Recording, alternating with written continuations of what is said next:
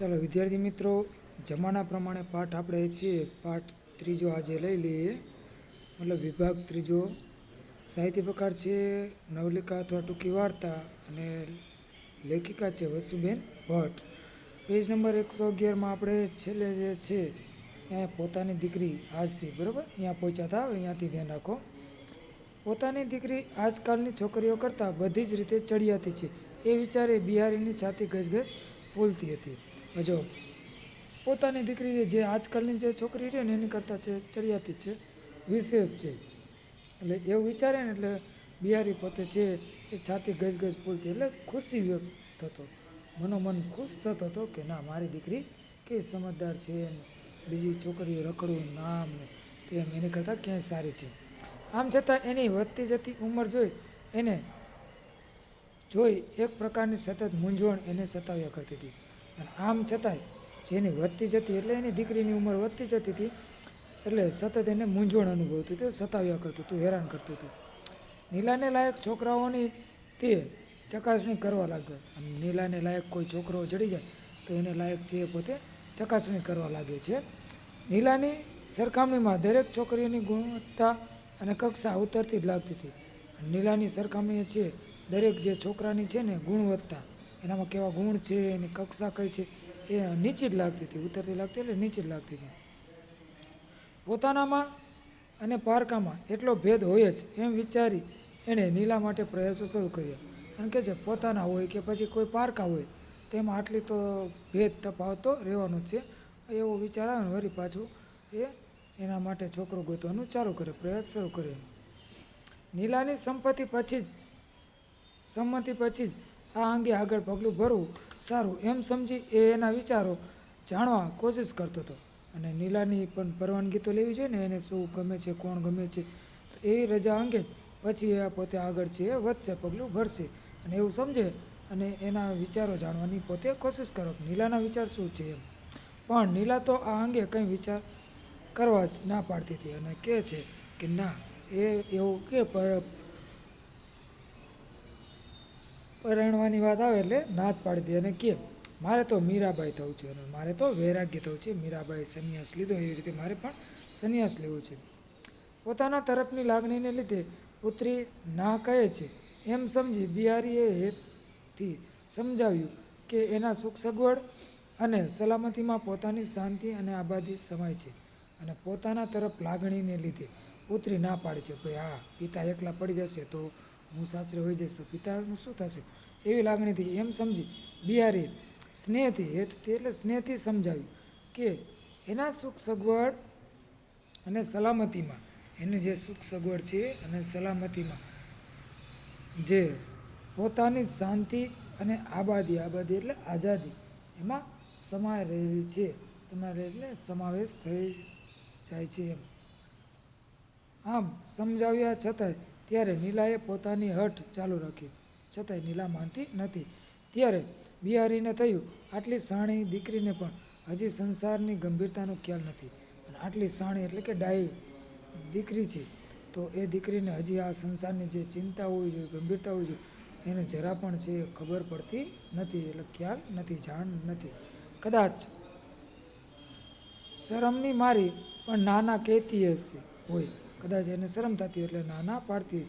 કંઈ નહીં, એકવાર નક્કી કરીશું એટલે એને મેળે વળી જશે. કાંઈ નહીં, હાલો કે એકવાર છોકરો જડી જાય નક્કી કરી નાખશું એટલે એની મેળે સમજી જશે, એની મેળે વળી જશે. પાછળના પેજમાં આ વિચારે એણે સર્વે દિશામાં પ્રયાસો આદરી દીધા. પછી બધી દિશામાં છે છોકરો જોવા ચાલુ કરી દીધા. આદરી દીધા એટલે શરૂ કરી દીધા છોકરો જોવાનો. મામા જયાબા સૌને નીલા માટે સારો સાથી શોધવા કહ્યું. ત્યારે કેવો મૂર્તિઓ જોઈએ તે અંગે ઝીણવટથી સમજાવ્યું. જો એના મામાને પછી જયાબા આડોશી પાડોશી કોઈ હશે એને સગાવાલાને સૌને નીલાના સાથે એક સારું મૂર્તિઓ છે એ શોધવા કહ્યું. અને ઝીણવટથી નાની નજરે છે કીધું કે આવી રીતે એનામાં જોજો, અંગે વાત જાણી લેજો. બધી રીતે યોગ્ય મળે તો જ આપણે આગળ પગલું ભરશું અને બધી રીતે લાયક યોગ્ય હોય તો જ આગળ આપણે વધશું. કે આપણી દીકરી ફરિયાદ કરતી ઘરે ન આવી જોઈએ કે દુઃખી થવી ન જોઈએ. અને આપણી દીકરી છે એ કાંઈ ફરિયાદ કરતી કે ભાઈ મને તમે અહીંયા પરણાવી દીધી, આમ છે ને તેમ છે, કે દુઃખી ન થવી જોઈએ, એવા ઘરે આપણે વળાવશું. નીલાને મેળવવા કેટલાય છોકરાઓ પડાપડી કરે છે, અને નીલા સાથે લગ્ન કરવા તો ઘણા છોકરાઓ પડાપડી મતલબ આવે છે એમ કે અમને ગમે છે અમને. સુંદર દેખાડો યુવાન, ચારિત્રશીલ વર, સરસ ઘર, ઉચ્ચ કુટુંબ, બધું જ નીલાને સામે ચાલીને મળ્યું. જો સુંદર દેખાવડો યુવાન અને ચારિત્રવાન, શિસ્તવાન, સરસ મજાનું ઘર હોય, કામ ધંધો હોય, કુટુંબ હોય, એવો સરસ મજાનો સામેથી છે નીલાને એવો વર મળે છે. એમાંથી કોને પસંદ કરવો એની મીઠી મૂંઝવણ અને કાલ્પનિક સુખની સમાધિમાંથી થાય સખત આંચકા સાથે એ જાગી ઉઠતો. અને એવી કોને પસંદ કરવો ને એવી એની મીઠી મૂંઝવણ હતી. અને કાલ્પનિક સુખની સમાધિ, કલ્પના કરે છે કે હવે પછી મારી દીકરી સાસરે જશે તો અહીંયા આવું સુખ ભોગવશે. આવા વિચારથી સખત આંચકા સાથે એ પોતે જાગી ઉઠે છે, વિચાર કરતો હોય છે, એમાંથી સજાગ થઈ જાય છે. સૌ તરફથી એક સરખો જવાબ આવ્યો, અને સૌ તરફ બધા તરફથી એક જ જવાબ આપ્યો છે, છોકરી આમ સારી ખરી પણ જમાના પ્રમાણે રહેતા નથી આવડતું. અને બધાને આમ કે સારો એવો પ્રતિસાદ મળ્યો, પણ બધા છેલ્લે એમ જ કે છોકરી છે આમ તો સારી છે પણ જમાના પ્રમાણે રહેતા નથી આવડતું. કેવા કપડાં પહેરે છે, ઓઢે છે, સિનેમા નાટક વિશે તો જાણતી જ નથી કે કેવા કપડાં ઓઢે છે, પહેરે છે, અને સિનેમા નાટકનું એવું તો કાંઈ જાણતી જ નથી. આજની છોકરીઓ જેવી નહીં, અને આજની જે છોકરીઓ છે એની કરતાં સાવ અલગ જ છે. દેખાવે સારી છે તેથી શું વળવાનું છે, અને ખાલી દેખાવે સારું હોય એમાંથી કાંઈ વળવાનું નથી. જુવાનીનો તળવળાટ ન મળે, અકાળે વૃદ્ધ થઈ ગઈ છે, અને જુવાનીમાં એનો તળવળાટ, અધીરાય, ચંચળતા છે એ મળતો નથી, પણ અકાળે એટલે સમયે એ પોતે વૃદ્ધ થઈ ગયું એવું લાગે છે. હોશિયાર બધા કરે તેથી શું દાડો વળવાનો છે, અને હોશિયાર ચતુર છે એવું કરે છે તો એમાં શું દિવસો વળવાના હતા. કે આપણે ઓછી તત્વજ્ઞાનની ચર્ચાઓ કરવાની છે, અને એની પાસે થોડીક આપણે તત્વજ્ઞાનની વાતો કરવાની છે કે ભાઈ હાલો તારે સાસરે આવીને તત્વજ્ઞાનની ચર્ચા કરવાની છે. આપણે કંઈ ઘરકામ કરવાવાળી નથી જોઈતી, અને આપણે કાંઈ ખાલી ઘરકામ કરવાવાળી જ નથી જોઈતી. છોકરા સાથે બે ઘડી હસી બોલી મન બહેલાવી ન શકે તો શા કામની, અને છોકરા હોય તો એની સાથે ઘડીક છે હસી બોલી વાતચીત ન કરી શકે, અને મન બહેલાવી ન શકે એટલે મન ન મનાવી શકે તો શા કામની. જમાના પ્રમાણે, અને આવી રીતે જમાના પ્રમાણે ન રહેતો આવા જવાબોએ બિહારીના સમગ્ર અસ્તિત્વને હચમચાવી નાખ્યું. અને આવા જે બિહારીના જે વિચારો હતા, સમગ્ર અસ્તિત્વ હતું, તો એના મનના તત્વોને હચમચાવી નાખે છે. ધગધગતા તાપ ઉપર મૂકેલું લોખંડ જેમ ધમરના એક આંચકે વધુ ઉછળે, તેમ આવા એક જવાબથી બિહારીના જ્ઞાનતંતુઓ તપીને છૂટા પડતા હતા.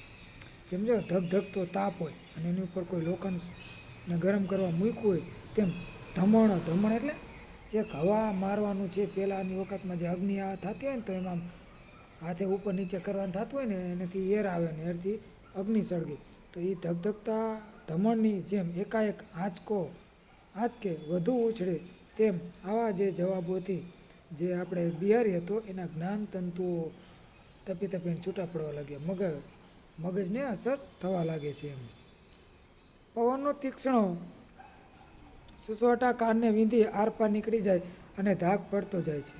અને પવનના સુસવાટા પણ જે કાનને વીંધીને આરપાર નીકળી જતા એટલે પવન વાય છે, તેમ આ જવાબો એના હૃદયને આરપાર વીંધી પરાજયની મૂઢ બનાવી ગયો.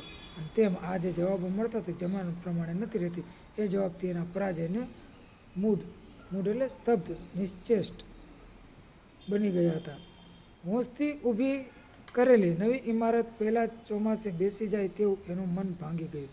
અને આપણે હોંશથી ઉત્સાહથી ઊભી કરેલી જે મકાન હોય કે ઇમારત હોય, અને પહેલું ચોમાસું આવે ત્યાં બેસી જાય, પડી ભાંગે તો એ શું કામનું, એવી રીતે એનું મન પણ ભાંગી જાય છે. અને પીલાઈ ગયું એટલે દુઃખી થઈ ગયું. પીલાઈ જવું રૂઢિપ્રયોગનો અર્થ છે દુઃખી થવું. નીલાનું આવું નસીબ, નીલાના આવા ભાવિ, અને કહે છે કે નીલાનું આવું નસીબ હશે, એના આવા ભાવિ હશે.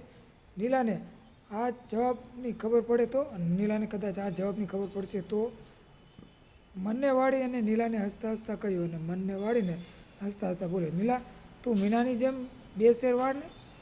તો નીલા એટલે મીનાની જેમ, મીના એના મામાની દીકરી છે, એની જેમ બે શેર વાળ એટલે આમ આગળ લટું રાખીને એવી રીતે વાળને નીલા બિહારી સામે કૃત્રિમ રોષથી જોઈ રહી.